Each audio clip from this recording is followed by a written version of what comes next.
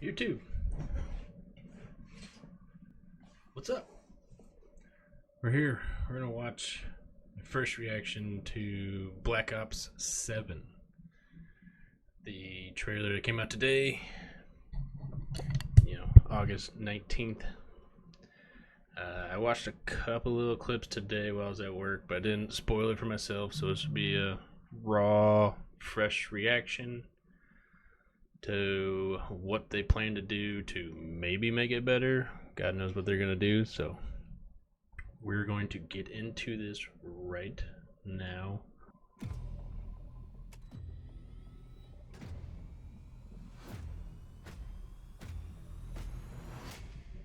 We're bringing something new to the table. Oh, it's about to happen.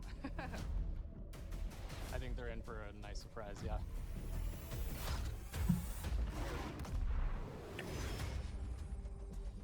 We're excited to finally talk about our brand new game, launching this year, Black Ops 7.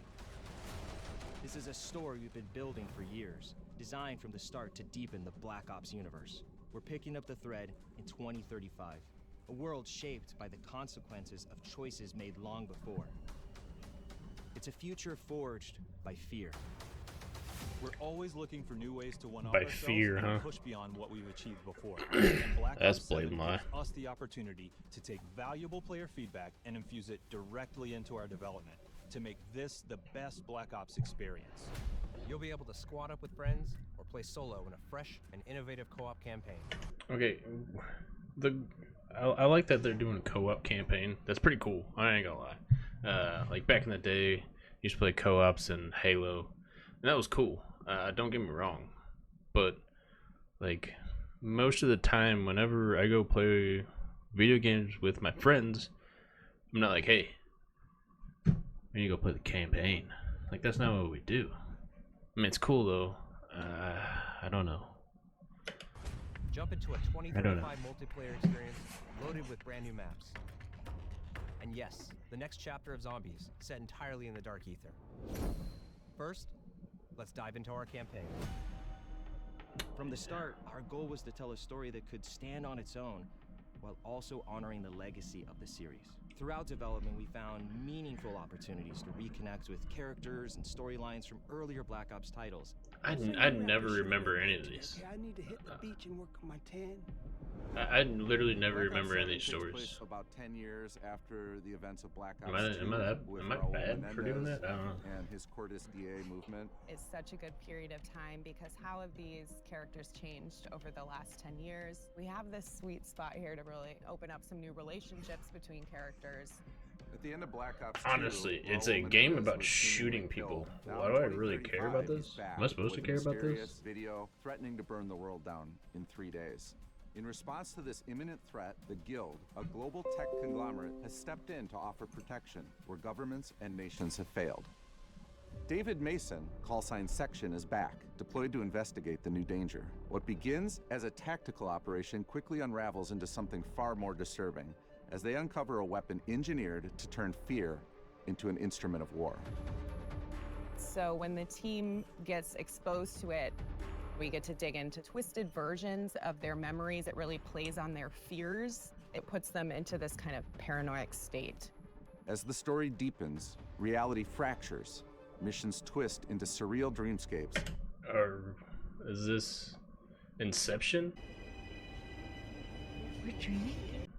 Like what? Why is this a thing? Why? Couldn't come up with anything else, and they're like, oh, going to the dreams. And the line between memory and madness begins to blur. You just gotta play and see. Maybe. At the heart of it all is David Mason, returning from Black Ops 2 and now portrayed by Milo Ventimiglia, who brings the grounded intensity and emotional depth that the story demands. David is a true leader, but he's riddled with doubts. He's always worried, did he do the right thing? That fear is really the basis of this story. Under the authority of now Commander Troy Marshall, David now leads a new JSOC unit, codenamed Spectre One. As the world spirals into uncertainty, David must hold his team together. Now let's meet the team. Mike Harper returns with his tough as nails attitude and signature humor. Hey, he We get returns. this I don't good know who he balance is. of the energy that he brings, Who's this guy? but also the way that he can take David aside and be really honest with him. Michael Rooker reprises the role, and he brings every ounce of personality you'd expect. The guy is not a lot of fun. Balancing Harper's bold personality is Eric Samuels, portrayed by John Eric Bentley. After protecting the president alongside David and Harper back in Black Ops 2, he formed a deep respect for David. Resigning from the Secret Service and joining his elite JSOC team, Samuels believed he could make a greater impact at David's side. Do they realize that Black Ops 2 was, I mean, years ago? Like, years and years ago. People don't remember this stuff. Like, they do because it's their job. But that is a long time ago. Like, a very, very long time ago. So why not just create a game that, I mean, you can bring in like some like the big names like Woods and all them, but like why? I just don't. I don't get it sometimes. 2012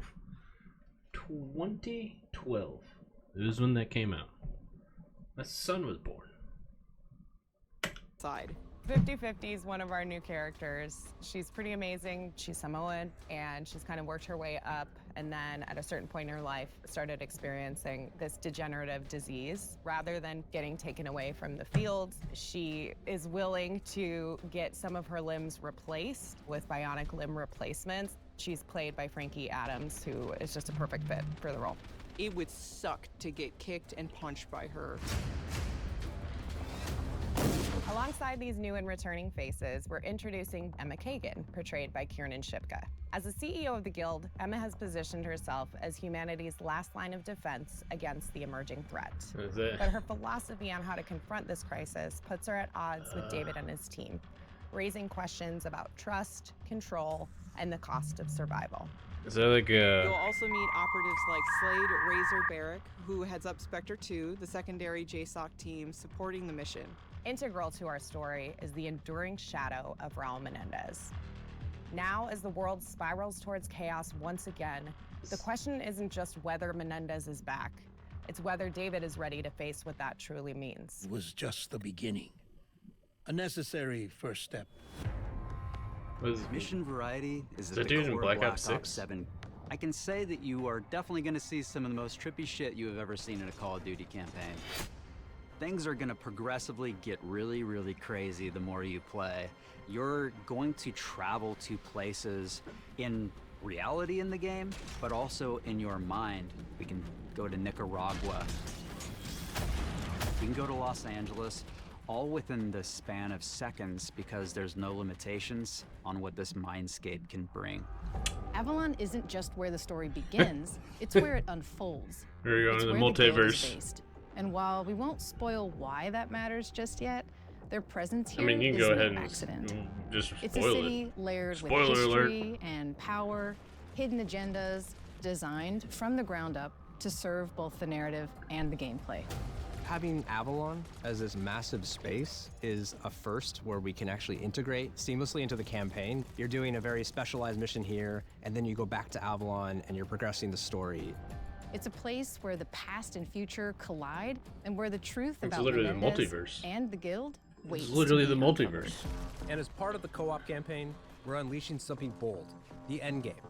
This isn't just a final mission, it's a proving ground, a culmination of everything you've learned through the campaign. Okay, Things turn on wingsuit its so head. far is the coolest thing so The far. endgame is a social experience where you and your squad will need to master abilities, survive overwhelming odds, adapt under pressure, and break the rules of what you thought a campaign could be. Okay, You get to grapple, do it not just with your kinda friends, but there's another 28 players, so 32 in total. It is truly a living world. With this whole new canvas at our fingertips, we wanted to make sure players could be rewarded in fresh new ways, even if they only play for the story. So for the first time ever, we're proud to announce we're bringing global progression to campaign in Black Ops 7. Earn XP, complete challenges, level up your weapons in the campaign, and bring them into MP, Zombies, or Warzone. Built for solo or co-op play, this campaign Wait, what? So now, if you play the campaign, you can level your guns and get camos? Like, so it's a thing now. Pulls you into a threat that demands your attention, twists your expectations, and reminds you exactly why Black Ops stories are so unique. I mean, it's a story mode. If I take a step back and say what was the vision for multiplayer in Black Ops 7, it really started with that 2035 setting. Moving forward to 2035 lets us push the gameplay, make sure that we're making the most balanced and fun game as possible. I'm really pumped for all the new, exciting tech and improvements that we're bringing to weapons this project. We'll have 30 new weapons available at launch, including 16 that players are seeing for the very first time in Call of Duty. It's always about finding the right balance of something brand new as well as delving into some of our past experiences. So we're always looking at other Black Ops games and trying to pick out little nuggets, weapons that people have really loved and maybe haven't seen in a long time, as well as some of those that keep coming back, but they're better than ever. We want to make sure that they're all over the map in terms of the classes that they belong to, as well as some of their gameplay mechanics. With the game taking place 10 years after Black Ops 2, we've unleashed the team's creativity to deliver exciting new perks, attachments, equipment, field upgrades, and of course, a huge selection of score streaks to play with. With our new arsenal of gadgets, we're introducing a system we call what the hell? allowing players to progress and unlock increased capabilities for equipment, field Gundam upgrades, suit? and score streaks. The overclock system puts even more agency and power into the hands of our players, allowing more customization of your gameplay experience than ever before. We're also expanding Omni movement to include new ways to outmaneuver and outstyle your opponents across the game, including wall jump for new traversal capabilities. We've also taken a close look at feedback and have made tuning adjustments across the board for a more controlled experience, including the removal of tactical sprint by default, with the ability to opt into that through our Okay, that's the only cool thing also so far in my, multiplayer. Yeah, getting rid of tech sprint and having it as a perk, that's a good idea. I ain't gonna lie about that. That's a very good idea, because I think people overuse that sometimes. But wall jump, really? And perk system. and let's more talk about omni how movement? We're upping the ante with our multiplayer maps.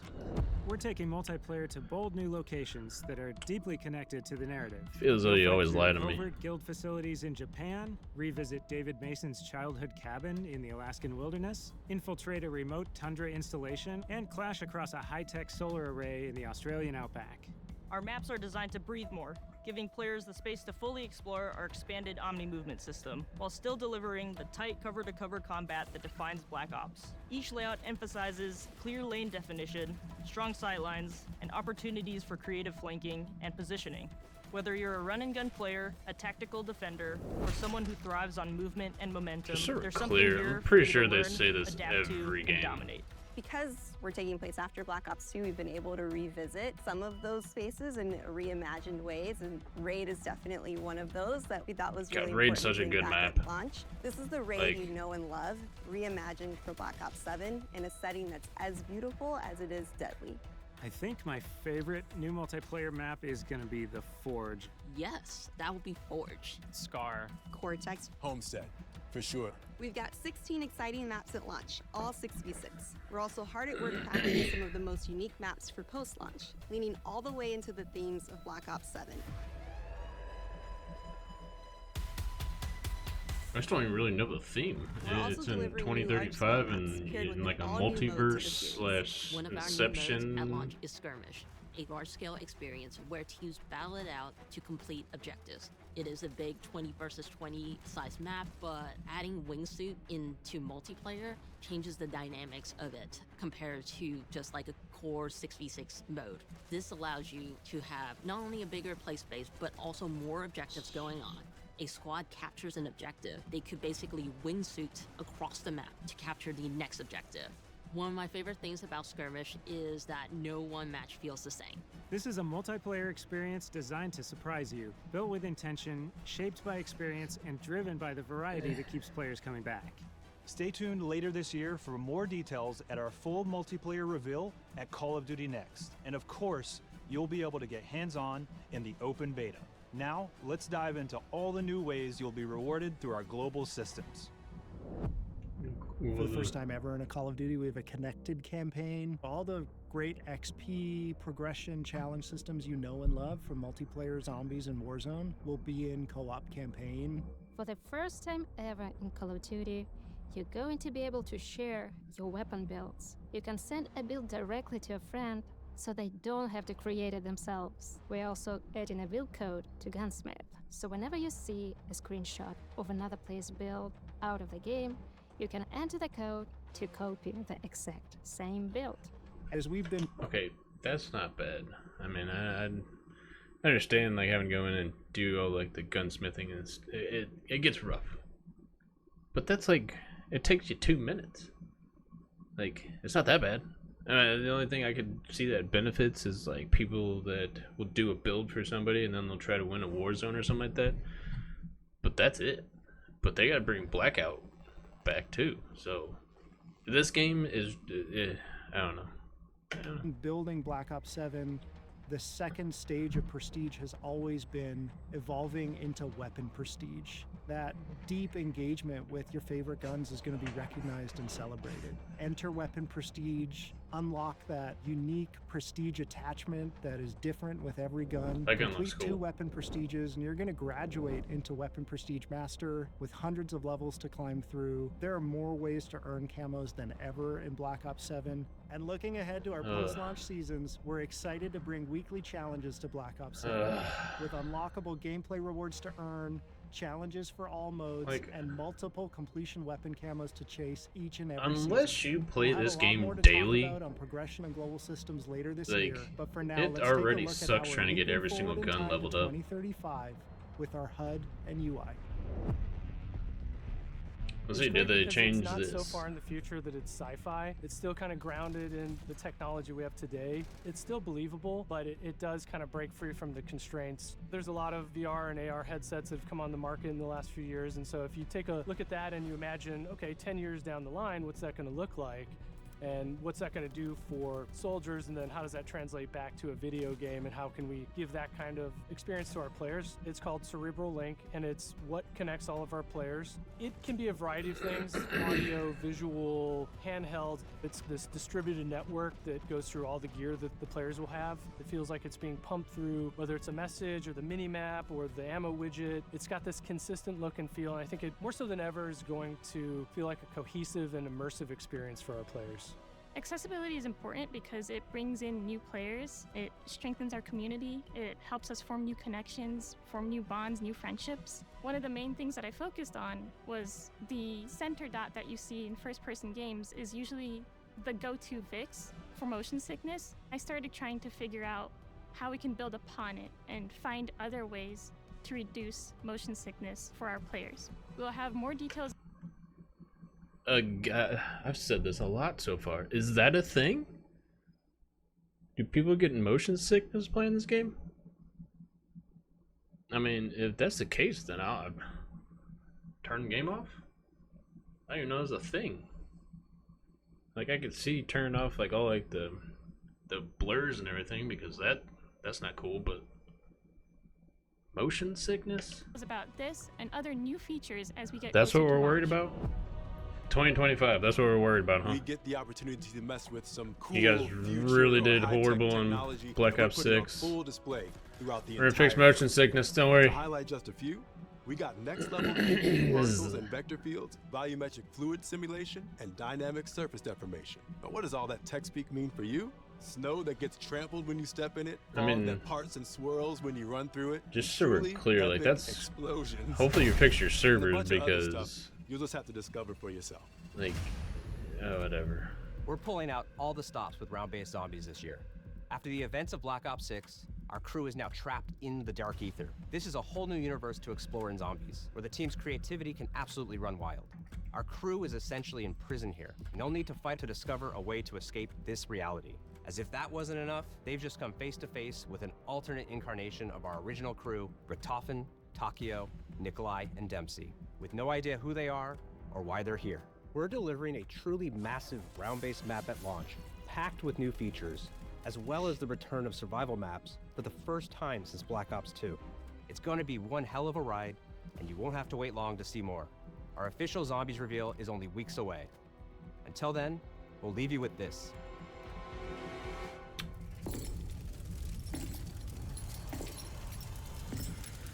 Are those floating skulls?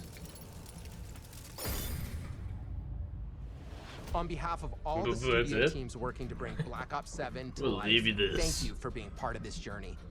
Okay. I've seen enough. I really have. Okay.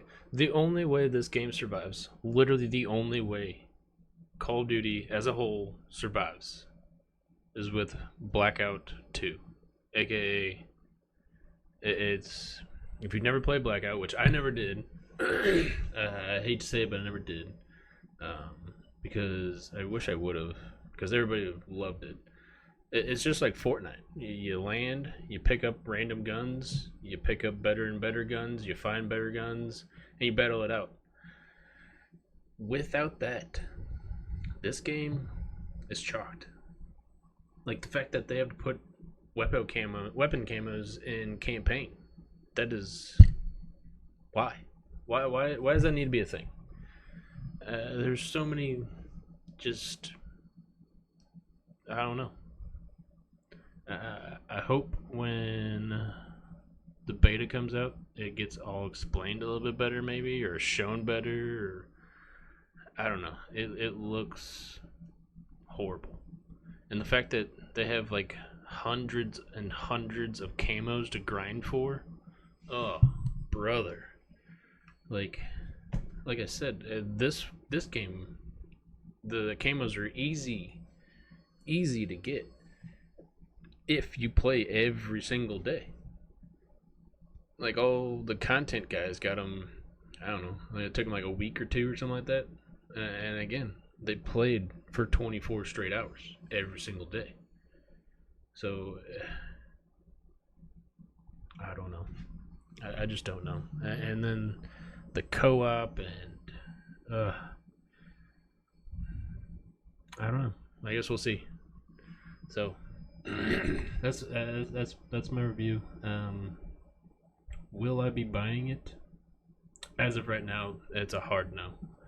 I'll play Battlefield until Grand Theft Auto comes out, whenever that decides to come out, and I don't know. Like I said, if they're bringing up Blackout, then I will play Blackout. I will not buy the game though, because it doesn't look fun by any means. Like I didn't play Advanced Warfighter because I hated jumping on walls and that whole stuff. I didn't play any of those Black Ops that you got to do that. I just wanted original OG Modern Warfare 2, 3, Black Ops 1. Hell, everybody hated Modern Warfare 2019. I loved it. I played multiplayer in that all the time, and I loved it. It was so good. But it's gone downhill, so that's my review. Please like, comment down below. Comment down below. Are you gonna buy the game? Not gonna buy the game? You're tossing up there after you see COD Next. What's your thoughts? Give me your thoughts down below. Sub to this channel, and then also link for my Twitch channel is also in there. Please sub to my Twitch. I'll be live every Friday, so I'll catch you guys on Friday. Peace.